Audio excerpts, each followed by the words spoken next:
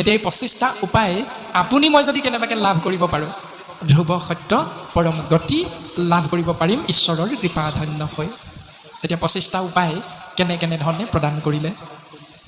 এই ৰাম প্ৰথমতে পুত্ৰগণ আলাস এৰিবা শাস্ত্ৰ চয় পঢ়ি সবে তত্ত্ব বিচাৰিবা।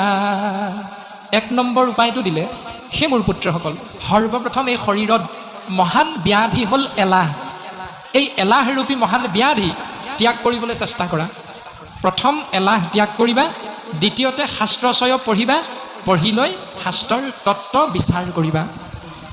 এই ৰাম পুণ্য তীৰ্থ সেৱা কৰি শুইবা শুদ্ধ কায় আমাৰ ভক্তৰ সংগ নেৰিবা সদায়। পুত্ৰসকল পুণ্য তীৰ্থ সেৱা কৰি শুইবা শুদ্ধ কায় আমাৰ ভক্তৰ সংগ নেৰিবা সদায়।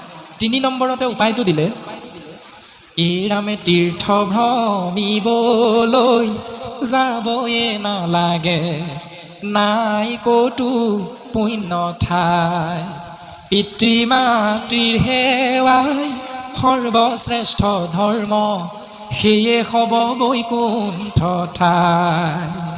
এইটো হ'ল 3 নম্বৰ উপদেশ যে পুণ্য তীৰ্থ সেৱা কৰি শুইবা শুদ্ধ কায়। আমাৰ শৰীৰটো শুদ্ধ কৰিবলৈ হ'লে আপুনি মই সৰ্বপ্ৰথম যাৰ সন্তে দেখিলোঁ সৃষ্টি সংসাৰ সেনয় পিতৃ গুৰুক কৰোঁ নমস্কাৰ। সেই পিতৃ আৰু মাতৃ আদি গুৰুক আপুনি মই যদি শ্ৰদ্ধা ভক্তি কৰোঁ তেতিয়াহ'লে পুণ্য তীৰ্থ সেৱা কৰা হৈ যায়। 3 নম্বৰ উপায়।